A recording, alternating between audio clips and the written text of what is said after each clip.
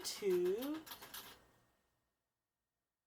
I have guinea pigs. They're making up noise. Good morning, YouTube. It's your girl, Aaliyah Cloud, and welcome to Unitedly Random. If you're new, and if you're old, thank you for watching another video. So finally, we got a little quality going on, finally I shut up my camera, my Samsung. My old people, pretty much family and friends, already know I have this Samsung camera that I got in Korea for like pretty much $1,000, $1,000 US ish, and it came with the tripod, it came with the different attachments, it came with a lot of things, and I wanted to vlog and I wanted to create all of this content that I never really did, and just getting to the point where I've become more stable in life and I've become a lot happier. I've actually been reflecting a little bit. My time in Korea was wonderful, but I also had a bad time in Korea. It's no other way to say it.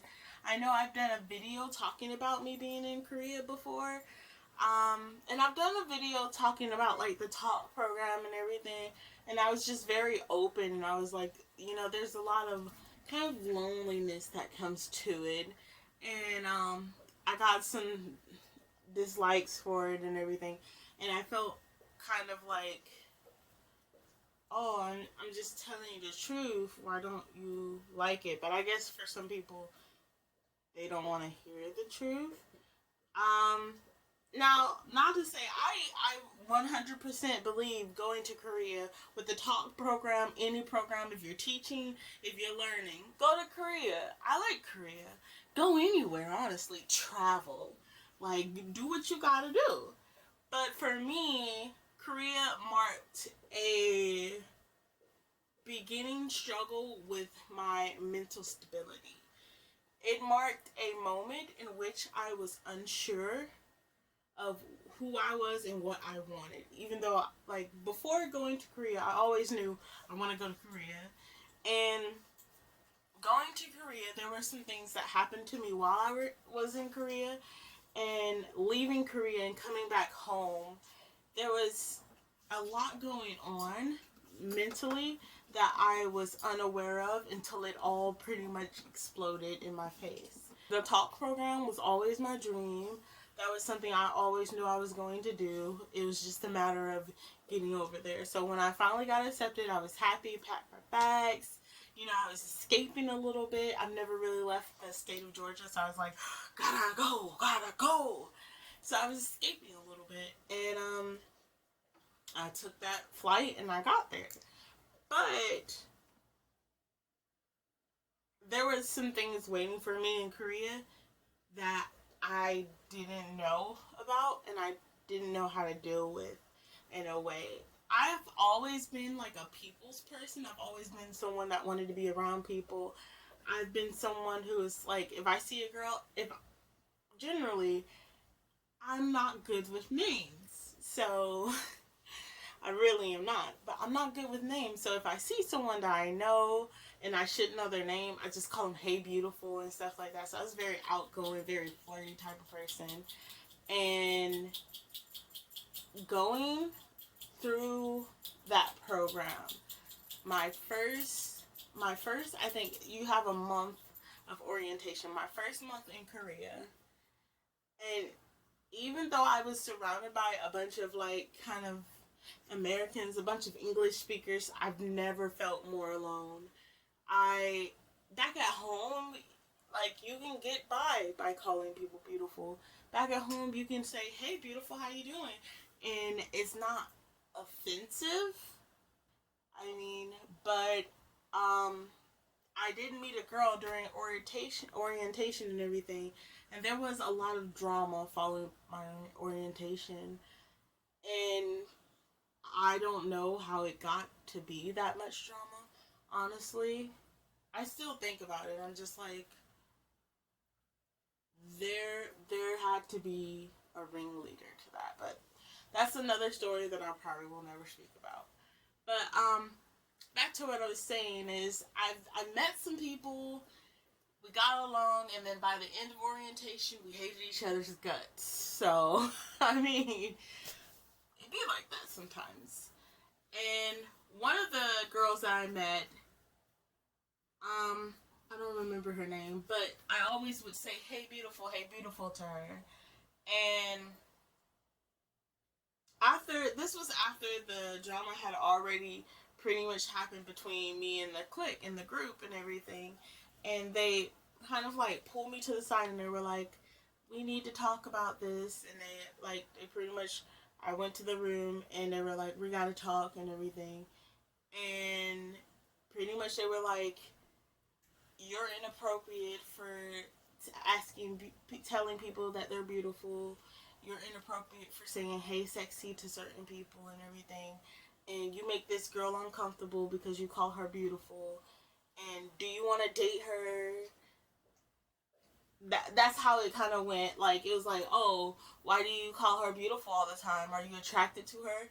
And at that point, I kind of like laughed out loud in that situation. I'm just like, oh, they at first I was like, oh, they don't really feel a certain type of way about that. They're just being extra or something like that. And then I realized, wow, there's really people out here that don't want to be called beautiful. There's really people out here that don't want to be called sexy, and I have to respect that. But at that moment, it was about like 3 or 4 women in the room, and they were all pretty much like, you're bad, you're bad, you're bad.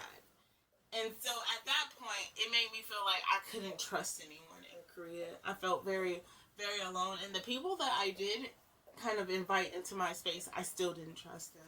Even now, like I think I've always had some problems with like my anxiety. I think I've always had some problems with how I think people perceive me. But it was exasperated. It just grew bigger when I went to Korea because at that point it was like it's not a secret that these people have something else that they think that I have an ulterior motive. They think that I'm doing something because they literally accuse me of just calling this girl beautiful or calling people sexy because I was gay and I wanted her body. Now let's be real. Let's be real. I'm gonna put it out there. I like women. I like men. I like anyone except dogs. I'm not into that bestiality type stuff. But I'm very open. I'm with a man right now, and I can see myself settling down and getting married to him and having kids with him. But that doesn't mean that I don't have any attraction towards females in general. Like, I think everyone's beautiful. I think everyone can be sexy in their own right. Go for it. Wow. So I'm not really, I don't know, I'm not really a spectrum of straight. So of course I'm a little flirty. I'm a Leo, you guys. I'm a little flirty. I'm like, hey baby. But not hey baby, but I was just like, hey beautiful, hey sexy, how you doing? And pretty much the people, when they called me out, I felt so defensive. But as an adult now, like I was an adult then. I was one of the youngest people there though. But as an adult now, I look back and I'm like, okay, they're talking about in a professional environment, you can't do this, or in a professional environment, you can't call people sexy. I'm just like, professional. We're at orientation, and like this is not work. This isn't like a certain time. Like, this is during. It's not during instruction time or anything like that. So I didn't feel like it was that big of a deal. But whoa, was I mistaken? But the same people that were like, "Oh, this is orientation. You can't be calling people sexy." They went clubbing. So I mean, this is orientation. Why are you going clubbing?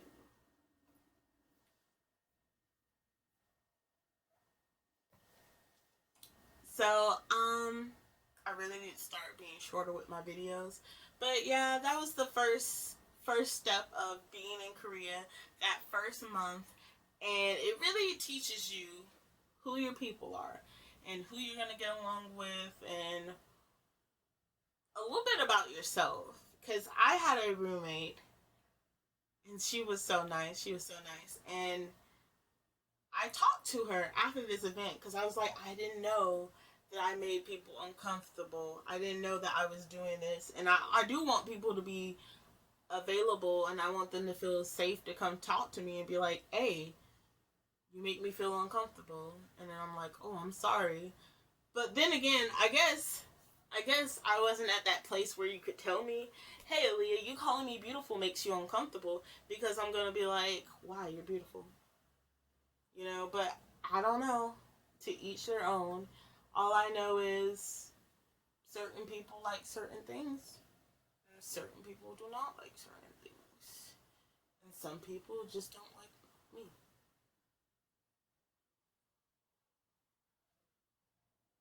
It is what it is.